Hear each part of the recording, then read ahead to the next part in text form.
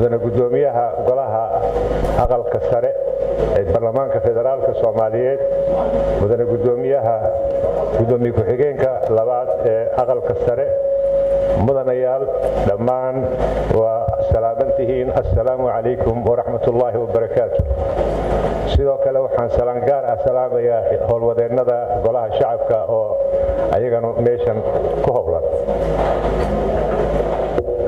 sida uu qabo qodobka 9aad xarafkiisa bac ee hoosaadka golaha shacabka, gudoomiyaha golaha shacabka Soomaaliya haddii uu xilhaynta xafiiska gudoonka uu ka degayo waa inuu golaha ku wargeliyaa qoraal ahaan ama u soo mariyaa warbaahinta. maanta oo ay bishu tahay Abriil 12, 2018 waxaan golahan sharafta leh hortiina u imid in aan rasmi ahaan idinku wargeliyo inaan xilkii ammaanada ahaa ee Allah subhanahu wa ta'ala ka sokow aad igu ammaanaysateen idinkoo wada fadhiya aan idin soo celiyo. waxaan idinka codsanayaa inaad xilhayntii gudoonka aad iga cafisaan, istiqaaladeydana iga ogolaataan.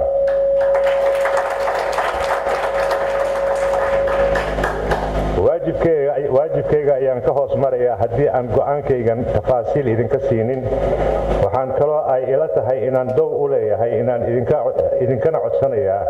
inaad fursad ii siisaan inaan si kooban wax uga sheego arrimihii ugu muhiimsanaa ee golahan u soo qabsoomay muddadii labada madal ee xilhaynta aan qaranka ugu soo adeegay baarlamaanka 9aad iyo madashan 10aad ee golaha shacbiga aan hadda ku jirno. hor iyo horaan waxaan caddaynayaa ma jiro maanta qof ama koox guulaysatay ama laga guulaystay ee waxaa guulaystay shacbiga Soomaaliyeed meel kastoo ay joogaan oo fiiro dhow u lahaa hadba sida aan ugu dhaqmayno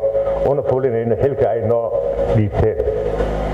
waxaa guulaystay saraynta sharciga iyo dhaqanka dimuqraadiyadeed oo u horseedaya in nabad iyo xasilooni iyo codayn ama kala roonaansho lagu kala wareejiyo xilalka siyaasiga ah ee lagu matalayo shacbiga. nidaamkaas oo dan u ah dowladnimada iyo danta guud ee muwaadin kasta Soomaaliyeed inuu hore u gudagalo howlaha loo diinka iyo caamada Soomaaliyeed oo habeen iyo maalinba qur'aan akhris, wardi, wacdi iyo wacyigelin u taagnaa, sujuudana ku alla baryayay badbaadinta dalkooda iyo dowladnimadooda. oo ah madaxdii berito siiba ardayda jaamacadaha iyo dugsiyada sare ayagoo ku dhugaagsan akhrinta dastuurka iyo heer hoosaadka golaha fasalladooda ama fasallada bannaankooda ka abaabulay aqoon isweydaarsiyo oo si dhow ugu kuurgalayay geedi socodka lagu xallinayo kala aragti duwanaashada madaxdooda. Soomaaliya ayaa guulaysatay, dhammaanteenna waan wada guulaysanay. guushaasna mahaddeeda Allah leh subxaanahu wa ta'ala. allahayo adiga wax walba awood aan la loodi karin ku leh Soomaaliya sida u roon oo riladaada ku jirta u yeer. ka xildhibaan ahaan qof kastoo naga mid ah inta aan loo xilqaamin xafiiska xubinnimada golaha si waafaqsan qodobka 3aad ee heer hoosaadka wuxuu kitaabkii alla ku maray dhaarta dastuuriga ah ee oranaysa waxaan ku dhaaranayaa magaca Ilaahay inaan xilkayga u gudanayo si daacad ah oo danta dalka iyo diinta ku jirto, dhowrana dastuurka qaranka iyo shuruucda kale ee dalka ku yaala. waxaan alla ogaan hortiina iyo shacbiga hortiisa si hubaal ah oo dooc ah oo aan wax dareen ah ama shaki ah laabtayda ku jirin u caddaynayaa inaan xilka iyo waajibaadka gudoonka intii kartidayda ah u soo gutay si daacad ah oo danta iyo wanaagga guud shacbigeenna, dalkeenna iyo diinteenna islaamka ku jirto. waxaan kaloo caddaynayaa aniga ogaalkayga inaan intii kartidayda ah soo ilaaliyey oo intaan noolahayna ilaalin doono oo aan difaaci doono dastuurka iyo shuruucda dalka u degsan.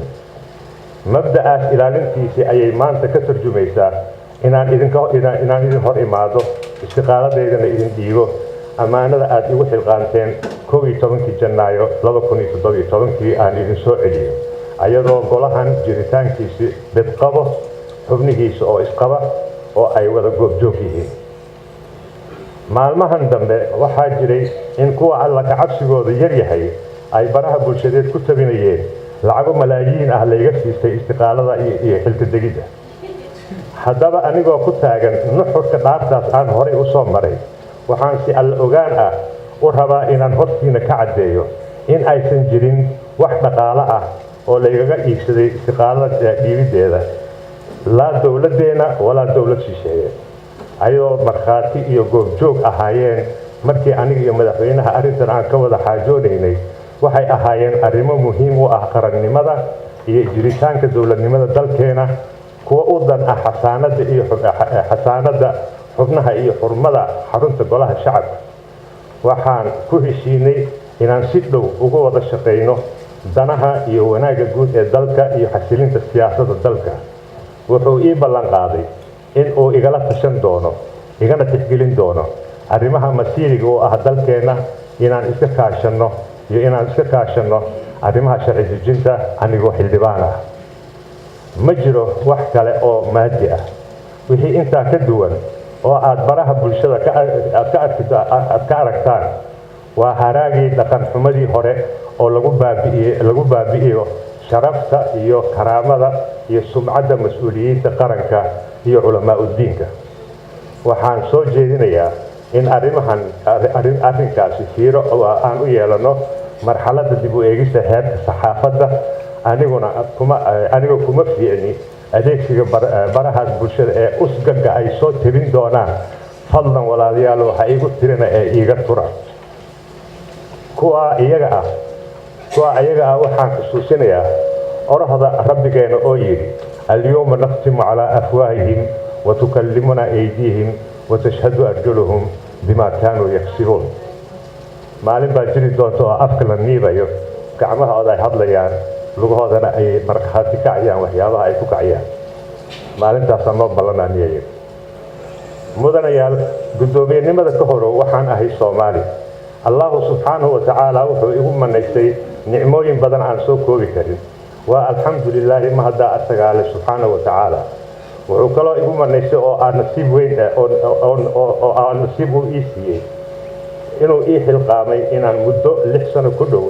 hogaamiyey xafiiskan sare oo ah hoyga dowladnimada iyo heeda dowladda laga unkiyo ahna halka kaydhaynta u ah kuna dhowraarsan tahay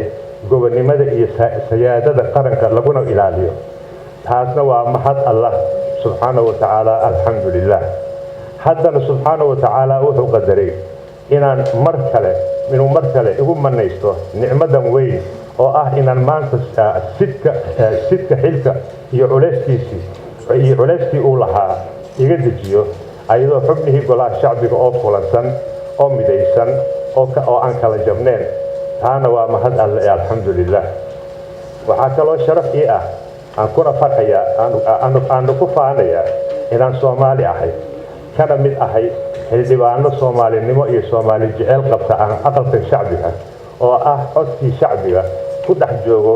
kalana shaqeeyo horumarinta dalka iyo baraaraha shacbiga iyo dib u fufinta dhidhibo sida dowladnimada soomaaliyeed si kastoo aan u kala ra'yi duwannahay mar walba aan u heelanaano una weer duubanno midnimada ummaddeena difaaca diinteenna dalkeenna iyo dastuurkeenna iyo daryeelka iyo baraaraha dadkeena ilaa maanta waxaan dowladda iyo dadweynaha soomaaliyeed u soo adeegay 56 sano khibrad ahaan waxaan idin sheegayaa dunta qofka ama jinsiga soomaaliyeed oo allahu subxaanahu watacaala ku abuuray wax la heli karo ma aha waa dun wanaagsan oo wax la mid ah caalamka ka jirin shacbiga soomaaliyeedna waa shacbiga ugu wanaagsan oo jecel xukun dowladeed nidaamsan si fududna arrimahooda loo maamuli karo wuxuuse u baahan yahay cadaalad waxaan guud ahaan u mahadinayaa dhammaan xildhibaanada dhan walba ay mooshinka ama soo jeedinta uga soo jeedeen kuna ammaanan yihiin adeegsiga agabka dastuuriga ay adeegsadeen waxaan mar kale xildhibaanada xusuusinayaa markii tirada guud ee shacbiga soomaaliyeed loo qaybiyo 276 xildhibaan kasta oo golahan ka mid ah wuxuu u dhigmaa oo matalaa 250,000 qof oo Soomaali ah. saa daraaddeed waxaa iga dardaarana fadlan markii aad codaynayso oo aad wax ogolaanayso adigoo xog ogaal ah ku ogolow. haddii aad wax jiidaysana xog ogaalnimo ku diid. sidoo kale markii aad wax saxiixaysana ha ku degdegin ee xog ogaalnimo ku saxiix. codkaaga waa ammaano, culays iyo dareemana mar walba culayska uu codkaagu leeyahay. dhammaan xildhibaanada way ku ammaanan yihiin sida aad ugu gunto xiran tihiin gudashada xilkiina idinkoo weliba ku shaqaynaya duruufo adag oo nafsi hure ah oo ay weheliso xaalado amni darro ah iyo annagoo u adkaysanayno dhibaatooyin kaloo badan oo aan naloo ogeyn. sharaf weyn bay ii tahay inaan ahay xubin idinka mid ah. waxaan idin ballan qaadayaa inaan idinla joogayo halganka horumarinta dalkeenana halkiisa aan ka wadayno, dadaalkana aan labalaabi doono. intaan hadalkayga sii gudagelin waxaa halkan mudan inaan mahadcelin u jeediyo dhammaan shacbiga Soomaaliyeed guud ahaan sidii wacnayd ilbaxnimada iyo bisaylka ku dhisayd ay qadiyadani noogu taageereen. waxaan guud ahaan ka raaligelinayaa welwelkii arrintan siyaasadeed gelisay. waxaanse u xaqiijinayaa in ay leeyihiin gole ka wakiil ah oo leh karti iyo bisayl siyaasadeed oo mushkilad kastoo timaada karti u leh in ay xalliyaan. waxaa kaloo aan mahad u celinayaa guddoonka iyo xubnaha golaha aqalka sare oo u anaakacleeyey isuna xilqaamay xallinta khilaafka kasoo dhexgalay golaha shacabka. sidoo kale culamaa udiinka, ururada bulshada, ururada dhalinyarada iyo ardayda, ururada haweenka, ururada naafada iyo qaybaha kala duwan ee bulshada Soomaaliyeed, dhammaan waad ku mahadsan tihiin talooyinkii sida joogtada ah aad igu soo tabinayseen. dhammaan ha iga raalli noqdaan haddii ay jiraan qaarkii ka niyad jabay go'aanka tanaasulka aan qaatay. go'aankan aan qaatay waxaad ku fahmi kartaan sida qisadii xukunka Nabi Daawud calayhi salaatu wassalaam ugu kala garnaqay labadii haweeney isku qabsaday dhallaankii mid walba tiri anigaa dhalay, oo Nabi Daawud yidhi keena aan idin kala gooye. deedna hooyadii dhabta ahayd ee dhashay ka tanaasushay in la kala jaro. xaaladda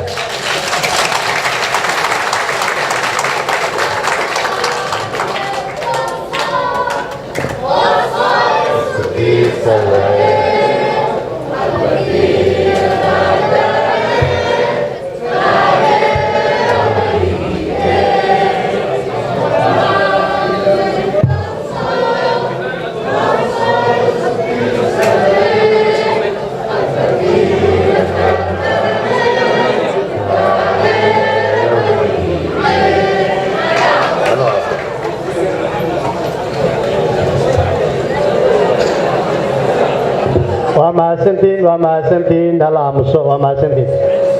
hala aamuso. badan aamuso. waa mahadsantiin.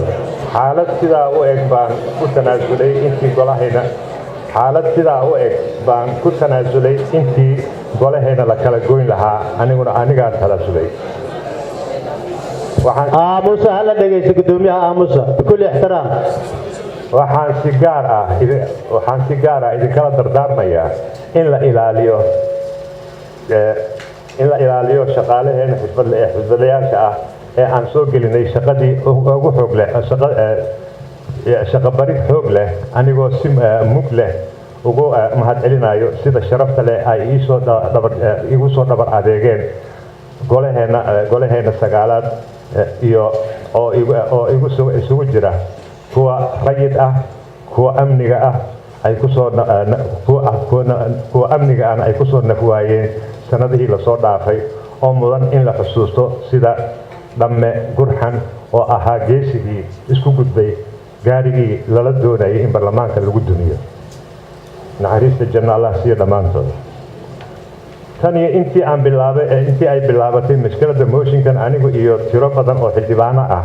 ma codsanin wax kale aan ka ahayn laba arrimood oo kala ahaa in saraynta sharciga la ilaaliyo oo codayn dastuurka iyo xeer-hoosaadka waafaqsan lagu xalliyo ama wada hadal iyo xal siyaasadeed lagu soo afjaro. intaas waxaa dheeraa inaan si buuxda u wada ogolaanay talo kasta oo la soo jeediyey oo labadaas qodob u dhow waase